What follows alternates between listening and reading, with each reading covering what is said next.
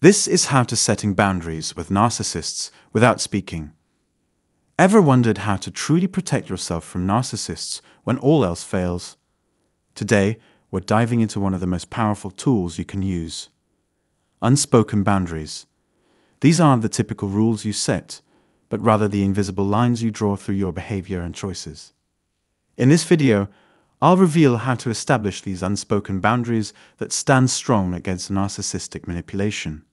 If you find this video valuable, don't forget to hit that like button, subscribe for more insights, and share it with anyone who could use this advice. Stick around, you're not going to want to miss this.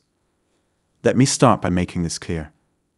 I believe it's pointless to verbally set boundaries with narcissistic individuals. Why?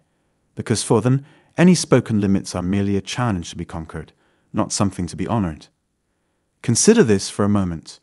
When you lay out your boundaries directly to a narcissist, they tend to view it as a game. They are thrilled by the prospect of defying your limits. The more you say, "Don't do this," the more they're inclined to do precisely that. Even if they appear to be listening, they'll seek alternative ways to provoke you. It's akin to a child who continually tests limits by making annoying remarks. And when you say stop it, they persist, relishing the opportunity to push further. Narcissists operate in a similar manner. They are like undeveloped children, unable to genuinely respect your limits. In fact, they become energized by the boundaries you articulate, seeing them as ammunition to exploit your vulnerabilities. This explains why verbal boundaries are often ineffective. Take my experience with narcissistic in-laws, for instance. I tried to set clear limits, saying, "Stop insulting me. Stop using foul language. I don't want to be around it, and I don't want my family or my children exposed to it." Instead of acknowledging these limits and understanding my concern for protecting my children, they dismissed it as a joke. They found it amusing and even mocked me on social media, making light of the situation with comments like, "Oh, the mean family, let's make fun of each other with harsh words, haha." They even labeled me as too sensitive, turning it into a trivial game. In reality, expressing those boundaries did nothing to change their behavior. What I didn't realize was that by articulating my limits, I was feeding into their excitement and enabling their manipulative tactics. The game narcissists play is all about exploiting our attempts to articulate boundaries. They feed off of these declarations because they see them as an invitation to test limits. It's disturbing, but that's the reality you're facing. When talking about your boundaries fails, here's a better approach. Instead of verbally setting limits, focus on embodying them. Why? Because actions always convey more than words. By living out your boundaries through your behavior rather than through direct statements, you create a barrier that narcissists cannot penetrate.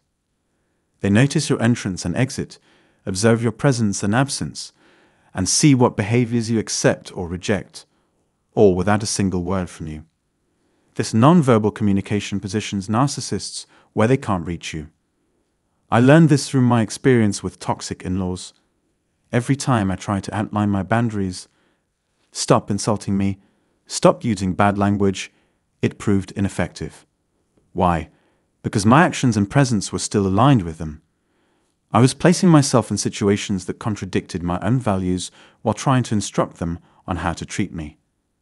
Can you see the disconnect? I was verbally communicating, "Don't insult me, don't use foul language, and stop being disrespectful." Yet, my actions and body language were still engaged with them. Not very effective indeed. It's no surprise they ridiculed my boundaries. It wasn't until I withdrew, ceased verbalizing my limits, which only seemed to amuse and belittle them, that I took my family and left saying, "I'm out." That action spoke volumes. It removed their fodder for ridicule. I wasn't even present. My silent boundaries erected a barrier between us, one they heard loud and clear and continue to hear. I often tell my clients that enduring narcissistic abuse stems from associating with individuals who aren't right for you, engaging in activities that don't suit you, and visiting places that don't align with you. Understanding this principle will clarify what it means to live by boundaries rather than merely articulating them. Narcissists are attracted to those they can control and manipulate. They seek a challenge, preferring individuals who talk about boundaries but fail to embody them. By living in a manner that respects your own integrity and values, and by avoiding people, places, and situations that don't align with your principles, you inherently deter narcissists. You keep yourself away from those who contradict your values and beliefs, giving them no opportunity to affect you. That's why it's crucial to align your life with your personal boundaries, to live authentically in accordance with them. This path I'm discussing demands a profound dedication to yourself. It involves a steadfast adherence to your core values and principles, and it won't be a simple journey. We are surrounded by individuals eager to sway you, attempting to convince you that your values are flawed, that your principles are misguided, labeling you as unkind, unchristian, rude, or isolated. Ignore these voices. Remain true to your values, your integrity, and your mission. I assure you, those who truly matter will come your way, as they will resonate with your path. They will share your values, uphold your integrity, and support your mission. The only ones who will react negatively to your boundaries are those who seek to control or manipulate you, such as a narcissistic mother, father, in-laws, or ex-partner. However, you cannot let their reactions dictate your life. Your priority must be your own commitment to yourself. Forgive those who don't have your best interests at heart. They don't value you in the way you deserve. Focus on yourself first. Embrace your values and principles, integrate them deeply into your life, and live authentically from a place of integrity. Once you do this, the right individuals will come into your life. Your genuine connections, your chosen family will find you, as long as you stay true to your authenticity, maintain your values, and distance yourself from manipulative and abusive people. To master living with boundaries, you'll need 3 essential tools. Keep these in mind: honesty, clarity, and genuineness. Let's say them together: honesty, clarity, and genuineness. Honesty, Stay true to your core beliefs, adhere to your principles, and pursue what brings you happiness and tranquility. Clarity, Direct your attention to your goals, concentrate on your priorities, and stay focused on what matters most to you.